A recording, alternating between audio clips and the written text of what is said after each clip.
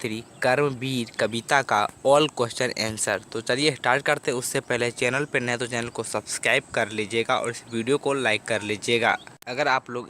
तो अब देखिए यहाँ पर क्या है, अभ्यास प्रश्न में है, पहला पाठ से लिया गया है। कर्मवीर की पहचान क्या है? कर्मवीर की क्या पहचान है? यहाँ पर आप लोग उत्तर देखिए। कर्मवीर विघ्न बाधाओं से घबराते नहीं, वे भाग्य भरोसे नहीं रहते। कर्मवीर आज के कार्य को आज ही कर लेते हैं, जैसा सोचते हैं वैसा ही बोलते हैं तथा जैसा बोलते हैं वैसा ही करते हैं। कर्मवीर अपने समय को व्यर्थ नहीं जाने देते, वे अलसाते भी नहीं। कर्मवीर समय का महत्व सदैव देते हैं, वे परिश्रम करने से जी नहीं चुराते हैं। कठिन से कठिन परिस्थितियों में भी कठिन कार्य कर दिखाते हैं। कर्मवीर कार्य करने में थकते नहीं हैं, जिस कार्य को आरंभ करते उसे पूरा करके ही छोड़ते। उलझनों के बीच भी वे उकताते नहीं हैं। ठीक है, तो यहाँ पर आप लोग इसे लिख लीजिएगा। स्क्रीनशॉट चाहते हैं तो आप लोग ले सकते हैं। और आप कर्मवीर जो जिसमें मैं पढ़ाया हूँ भावार्थ के साथ, उस वीडियो को भी प्लेलिस्ट में जाकर जरूर देखिएगा। वहाँ पर आप देखिएगा तो आपको सारा कुछ समझ में आ जाएगा। चलिए अगला क्वेश्चन देखते हैं। देखिए अगला क्वेश्चन है आपका 2 नंबर, जो कि पाठ से लिया गया है। क्या कह रहा है 2 नंबर क्वेश्चन देखिए। अपने देश की उन्नति के लिए आप क्या क्या कीजिएगा? तो आप जो कीजिएगा वो लिख दीजिएगा। यहाँ पर आप लोग उत्तर देख लीजिए।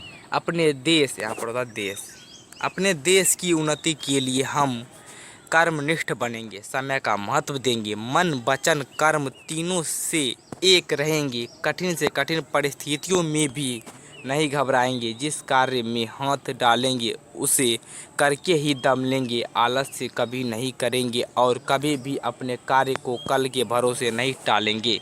तो आप लोग इसकी शॉट ले सकते हैं फटाफट से। चलिए हम लोग आगे का देखते हैं।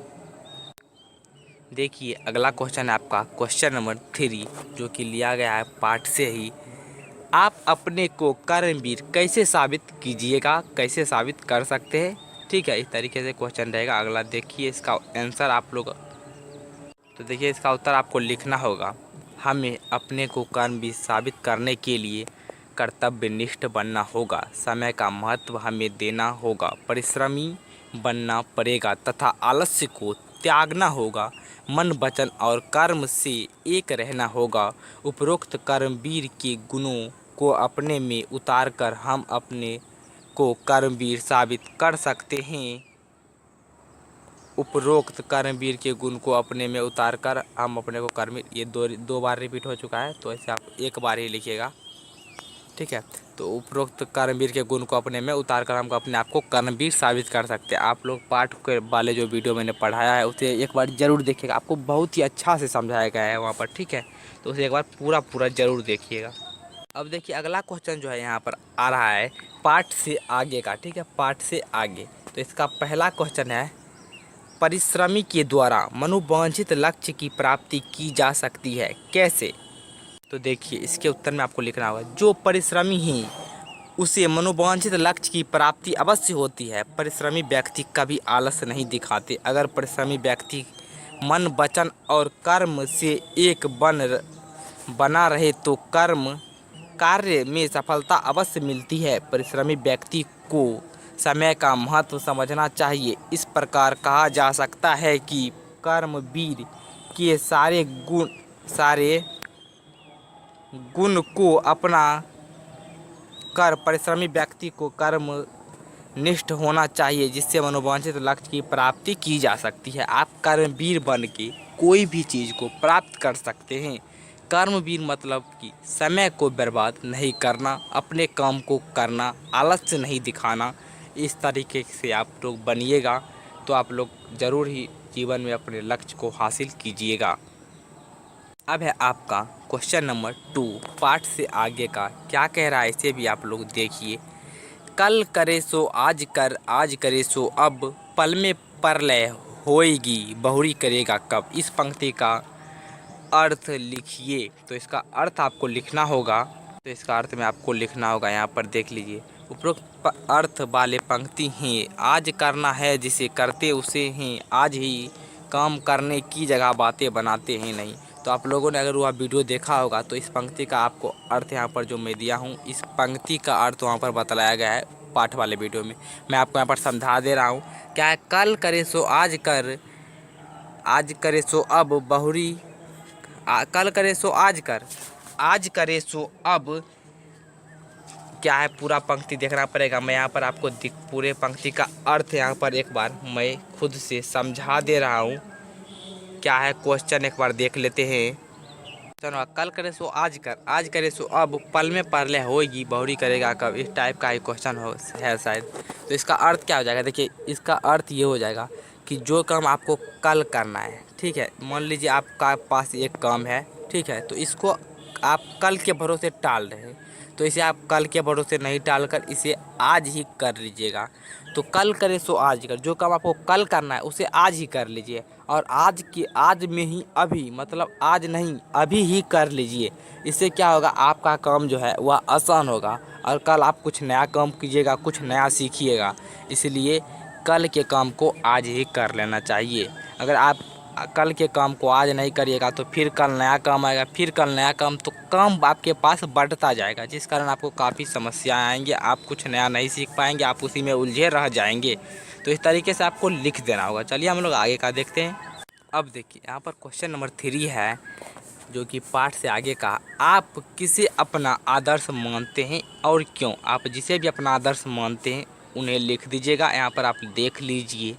तो यहाँ पर आप लोग देखिए, यहाँ पर लिख सकते हैं, हम अपने आदर्श महात्मा गांधी को मानते हैं क्योंकि हम सादगी, सच्चाई और अहिंसा पर विश्वास करते हैं तथा सतता प्रयत्नशील रहने का प्रयास करते हैं। ये सब आदर्श महात्मा गांधी जी में मौजूद था।